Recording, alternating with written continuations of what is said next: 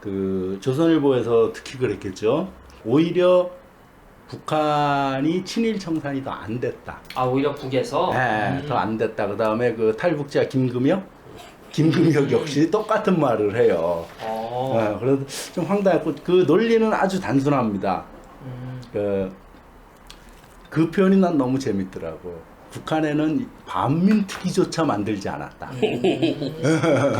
친일파 다 도망치다 나니까. 처음 또뭐 청산할 친일파가 있어야 청산을 하죠. 아, 그 우리가 그 친일파를 다 떠하는 겁니까? 어떻게 된 거예요? 네, 남한이 다 떠하는 거죠. 이 남쪽의 군에 관한 친일파 명단들 쫙 육군 참모총장 1대부터 2대, 3대, 4대, 5대, 6대, 7대, 8대 쭉 다 일본 사관학교 출신들이고, 육군만 그러는 게 아니에요. 공군, 해군, 합참의장 뭐 전부 다 친일파예요. 그러다가 어느 순간에 그 경력들이 다 그 일본 육사 출신 뭐 큰 이런 식이다가 어느 순간에 딱 끊겨. 뭐 공관학교 뭐. 왜 끊겼냐면 그 다음부터는 친일파가 아니냐 뒤집어 보면 그들의 후계자들일 뿐이. 이들은 더 이상 이제 친일파들은 늙어서 못하는 거거든. 네.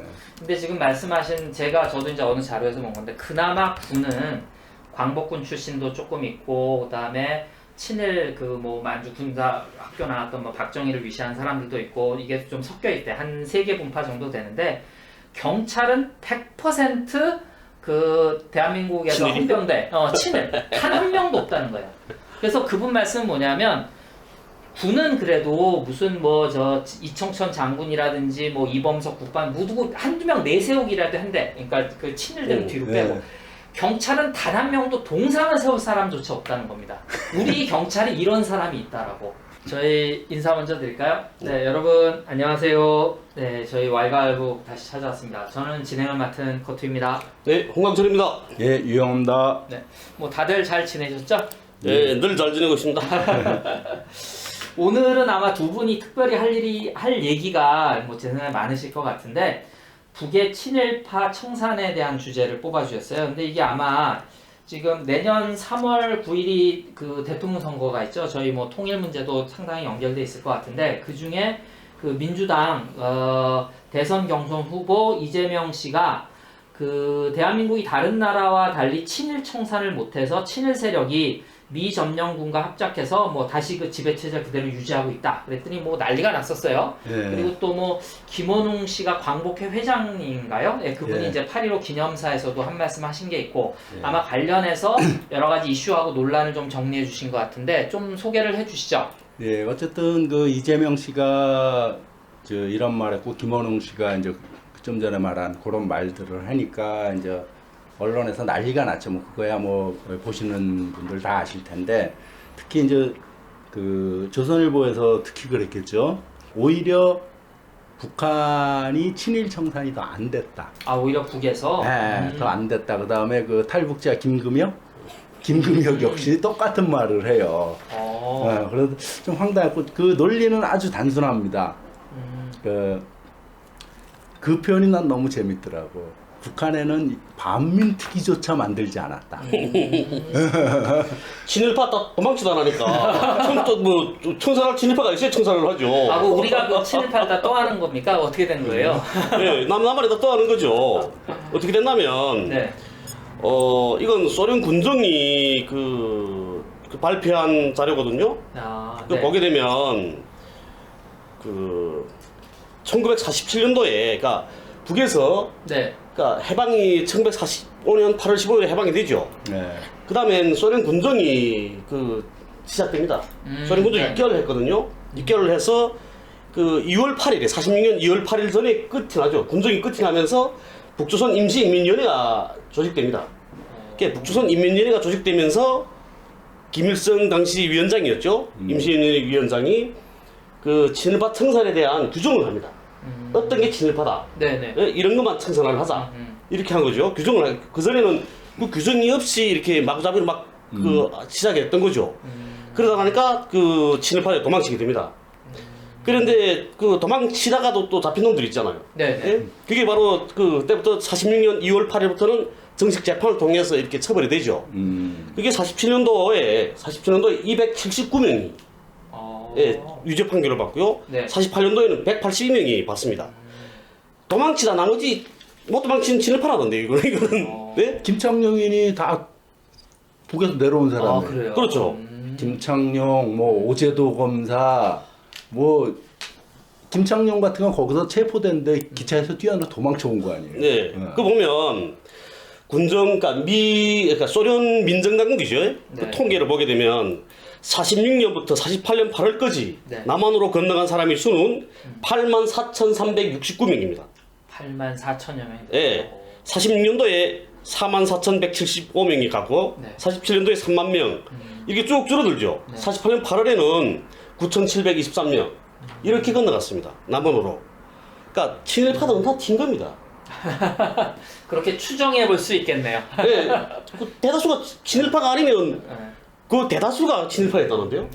그러니까 그리고 또 그 중에 또 이게 친척들이 있어서 넘어온 사람들이 있기도 하죠. 그렇죠. 그러니까 우리 할아버지 같은 경우에도 할아버지 형제들이 그 일본 놈 꼬락서에 미워서 북으로 갔거든요. 그러니까 북으로 갔는데 그 만주로 가다가 만주로 미처 도망간 넘진 않고 어쨌든 거기 살았습니다. 그 살다가 해방이 된 이후에 그 형제분 두 분은 그 자식들 다 가족들 다 데리고 다시 넘어왔거든요. 남한으로 고향으로 왔습니다. 그러니까 그런 분들도 있긴 하지만 대다수가 친일파였다는 거죠. 그러니까 또 혹시 이북 오도민회에서 항의가 들어올까봐.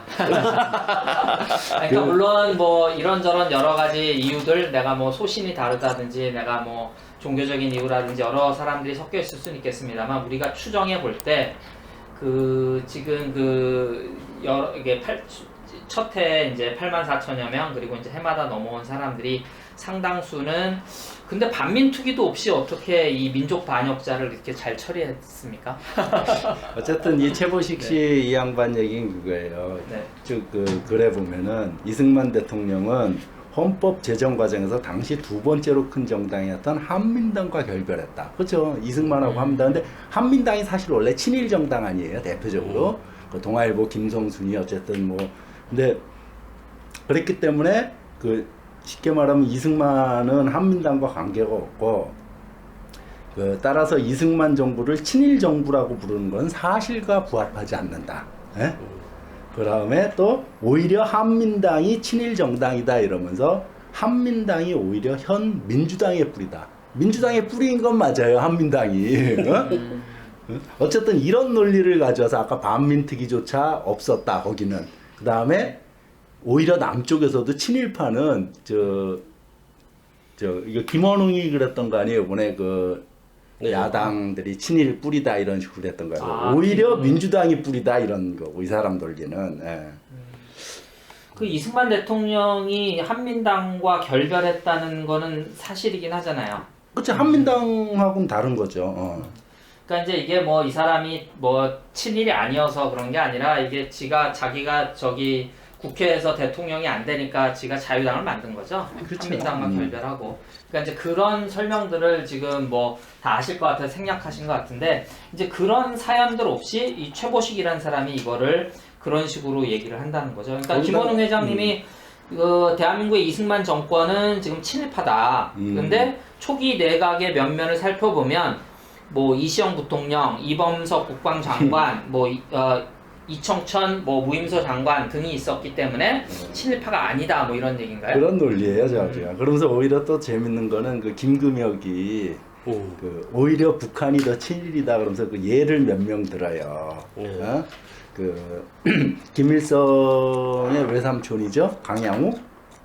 강양욱이 그 친일파였고, 그다음에 대표적인 임꺽정의 홍명희가 친일파고 뭐 쭈르륵 이렇게 하면서 그 밖에 사람들은, 이 남쪽 사람들은 잘 모를 것 같은데 이활도 얘기를 들더라고요. 이활이 일대 공군 사령관이었는데 이 역시 이활, 허민국, 강치우 등 이 군인들의 전부. 근데 이들이 전부 다 나고야 항공 출신이다. 이거 나고야 항공학교. 그러면서 그 김금혁은 쭉, 그러니까 오히려 북한이 더 군도 이렇게 친일파다 이런데, 나고야 항공학교라는 거는 뭐 여기로 따지면 공군사관학교 이런 데가 아니에요. 그냥 일본에 있는 민간인 항공학교야. 민간인 네. 항공학교.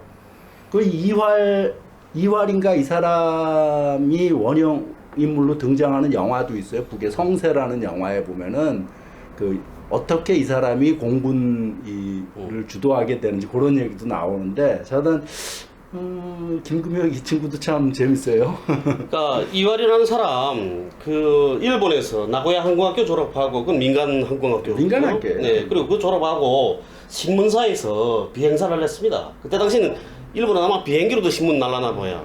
그 신문사에서 비행사를 하다가 해방을 받게 되고 조국으로 돌아오게 된 거죠. 그래서 서울에 와서 3일 있었습니다.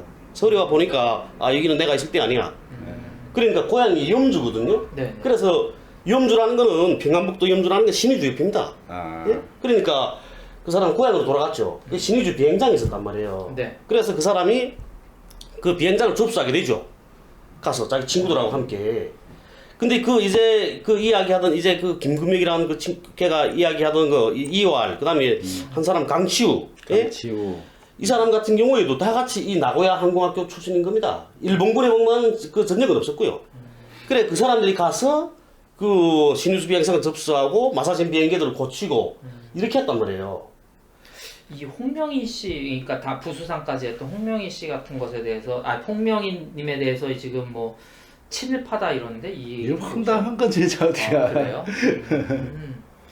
그리고 뭐 강양욱 그 인민위 상임위원장도 역시 네. 친일파였다. 네. 근데 강양욱 같은 경우는 해방되고 46년도에 그 네. 백이사 테러까지 받은 사람이에요. 백이사의 테러 받는 사람이죠. 그런 사람을 친일파라 그러니 얼마나 웃겨 이게. 그러니까 어쩌면 이 강양욱이란 분이 김일성 주석의 그 스승이에요. 아, 예? 스승이기도 하고 창덕학교인가? 친척이기도 하지만 스승이기도 하거든요. 네.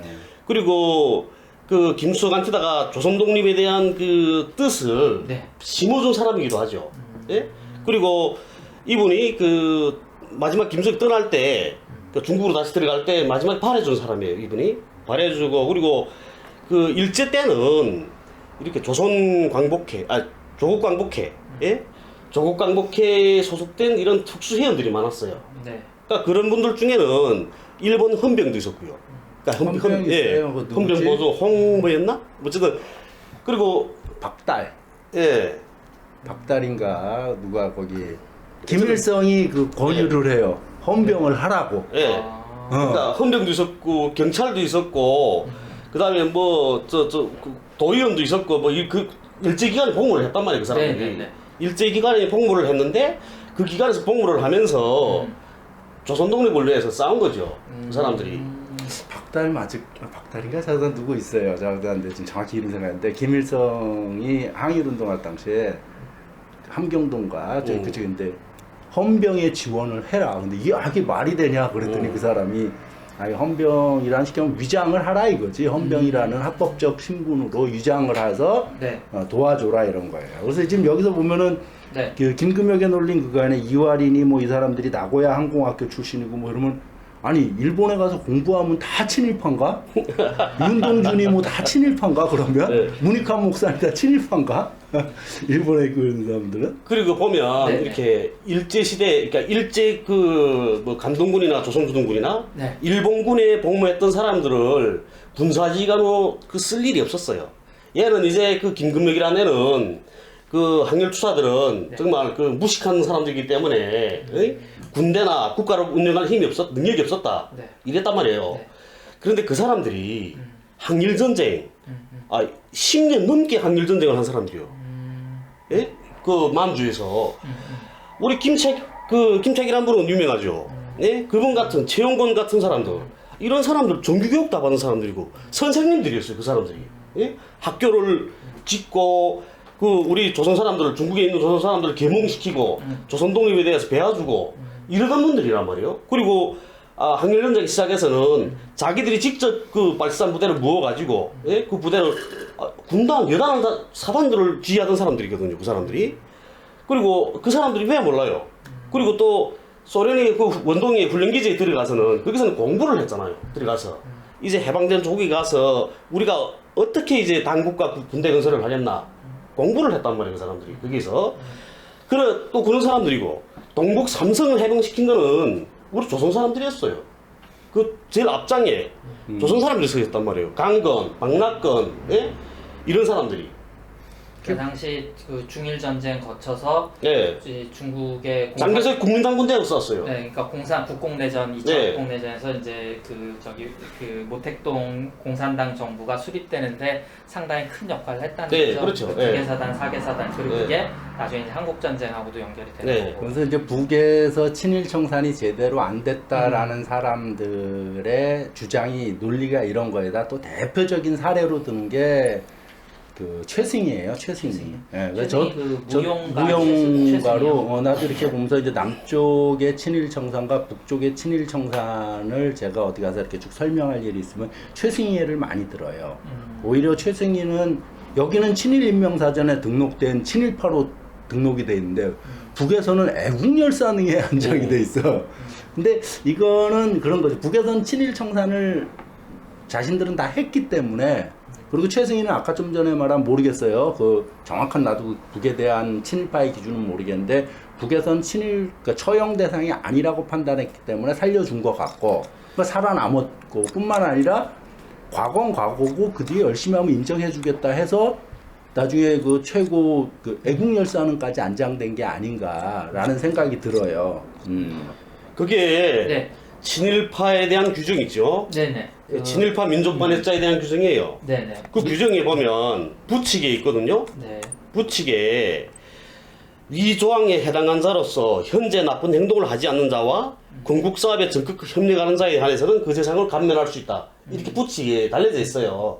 그리고 악질적이지만 지금 현재는 지금 뭐 공산당이 좋다, 건국 사업에 내가 나서겠다 이러긴 하지만 악질적으로 놀았잖아요, 해방전에.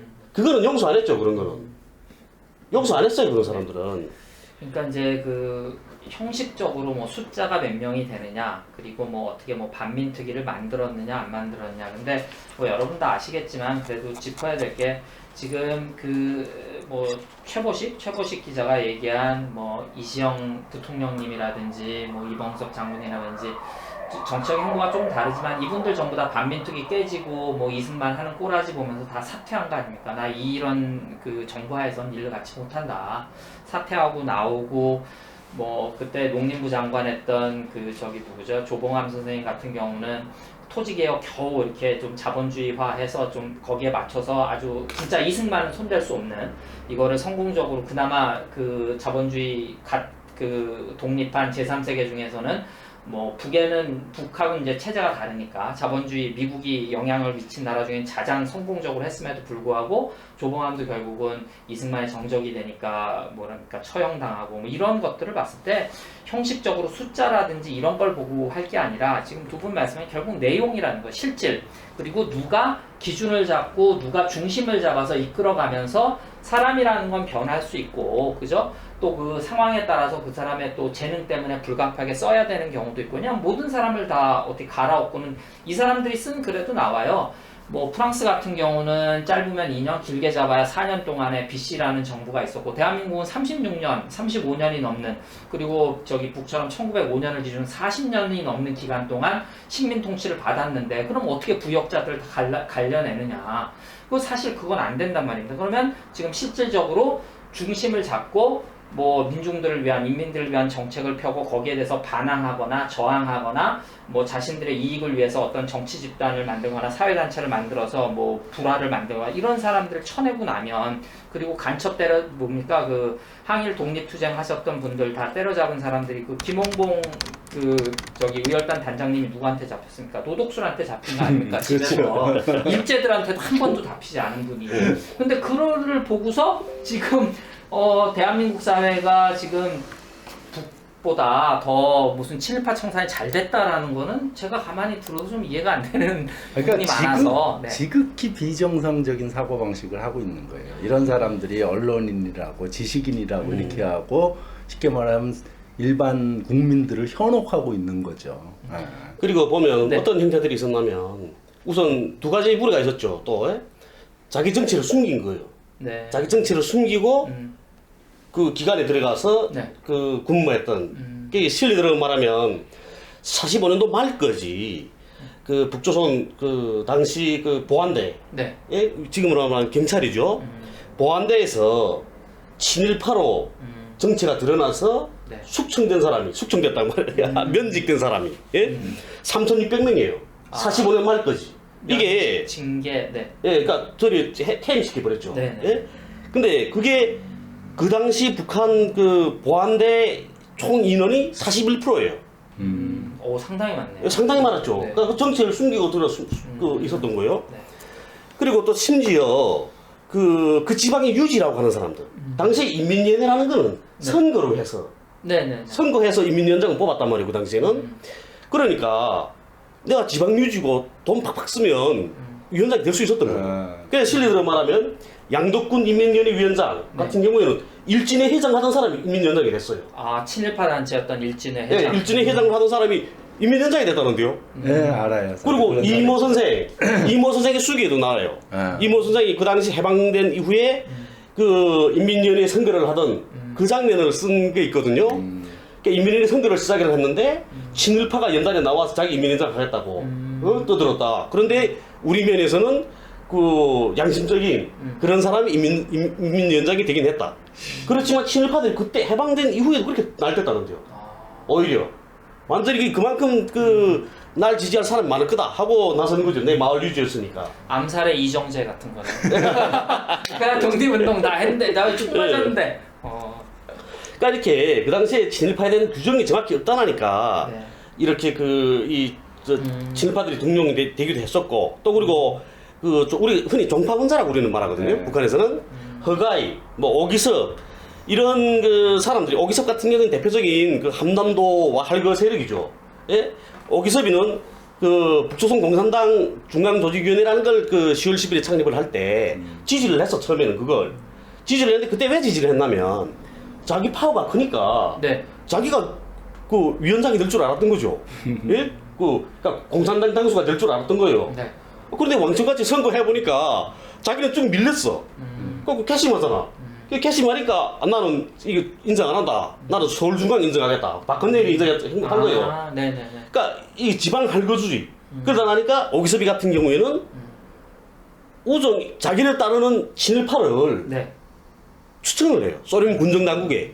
처음엔 그랬단 말이에요. 그래서 한희진이라고 그 함남도 함흥에서 철도국장을 하던 사람이 그 당시 행정 10국에 소련 군정이 조직한 거죠. 그 행정 10국에 교통국장으로 들어가. 그러니까 이런 일들이 있었단 말이에요. 그러니까 남이나 북이나 기회주의자가 결국 문제인 것 같습니다. 그렇죠. 그러니까 과거를 뭐 뉘우치고 내가 그때는 뭐 새가 불리하여 뭐 그것도 뭐 자랑스러운 일은 아닙니다만 이제 기회주의자 뭐 정권이 바뀌면서 이완용 여러분 친일파로 우리가 여기서 되게 유명한 이완용이 마지막에 죽을 때 자손한테 그런 말을 했다고 그래요. 영어 배워라. 앞으로 미국 놈 세상 된다. 그렇죠. 야, 이 진짜 여러분 소름 돋지 않습니까? 근데 여기 이제 뽑아주신 자료에 보면 북에서 세운 기준입니다. 예, 민족을 팔아먹은 매국노 및 그 관계자, 그리고 민족을 팔아먹고 귀족 칭호를 받은 자, 그죠? 아까 이완용이나 쭉 그 양반 계급, 노론 계급이 다 들어가는 거죠. 조선 총독부 중추원 부의장 및 고문, 참의, 일본 국회 귀족원, 중의원, 의원, 악질, 고관, 사상범, 단임, 판사, 검사 여기에 오제도 들어가는 건가요? 민족 및 계급 해방 운동 참가 민족운동자 혁명투사를 학살 또는 박해하거나 방조한 자 등이다라고 돼 있지 않습니까?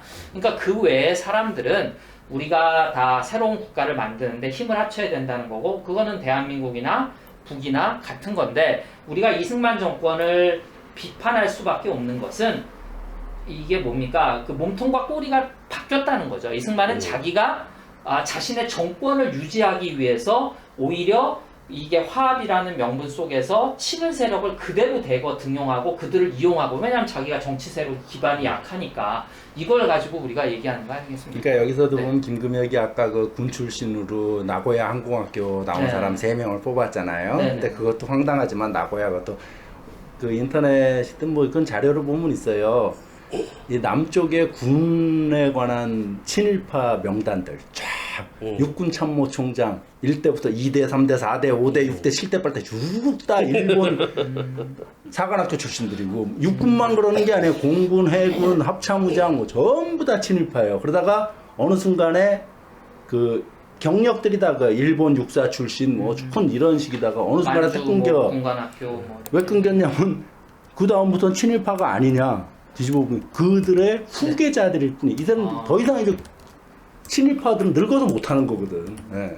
근데 지금 말씀하신 저도 이제 어느 자료에서 본 건데 그나마 군은 광복군 출신도 조금 있고 그다음에 친일 그 뭐 만주 군사 학교 나왔던 뭐 박정희를 위시한 사람들도 있고 이게 좀 섞여 있대. 한 3개 분파 정도 되는데 경찰은 100% 그 대한민국에서 헌병대 친일 단 한 명도 없다는 거예요. 그래서 그분 말씀은 뭐냐면 군은 그래도 무슨 뭐 저 이청천 장군이라든지 뭐 이범석 국방 누구 한두 명 내세우기라도 한대. 그러니까 그 친일대로 뒤로 빼고. 경찰은 단 한 명도 동상을 세울 사람조차 없다는 겁니다. 우리 경찰이 이런 사람이 있다라고. 이제 그런 것들을 우리가 문제 제기하는 거고 그러면 이제 과거는 덮어주고 가자. 뭐 아마 우리 어느 정도 동의한다는 거. 하지만 이것은 잘못됐다라는 것을 이렇게 규정을 세우듯이 명확하게 나와야 되는데 반민특위가 흐지부지 된 이후로 그런 중심이 없으니까 김원훈 광복회장이 다시 뭐 이런 문제 제기를 하는 거고 이재명 그 경선 후보가 뭐 그런 문제 제기를 하는 건데 그런 문제 제기들이 이렇게 역공을 당한다는 것은 조금 뭐 대한민국 사회를 위해서도 맞지 않는 얘기 같아요. 그렇죠. 아직도 이 사회를 사실상 주도하고 있는 세력이 그들이라는 것을 입증하는 꼴인 거죠, 사실은. 왜 그렇게 되냐면 우리 친일파가 현재 지금 우리 저 대한민국이 이거 정치를 주무르고 있지 않습니까? 정치 언론 다. 그 가장 기본이 뭐냐면 경제적 기반을 없애지 않았기 때문에 대가리 쳐들고 있는 겁니다. 근데 북에서는 경제적 기반을 완전히 없애버렸잖아요. 친일파들이. 그러니까 친일파가 살아있다 하더라도 경제적 기반이 없으니까 어찌지 못하는 겁니다. 그렇죠. 예? 그게 이제 토지개혁, 국유산업, 국유화 국유하면서 다 넘어갔어요. 뺏어버렸죠. 예. 그러니까 경제적 기반이 없었던 거고 그리고 대한민국 사회에 잘못 알려진 게 뭐냐면 지금 현재 북조선, 그러니까 북한의 그 정권기관의 해방 후에 그 당시에 친일파들이 들어가 있었다 하는 것 그게 잘못 알려진 게 뭐 있냐면 동명이인인 거죠. 예? 정국은 그러면 정국은이라는 사람이 일제 시기에 친일파가 있었어.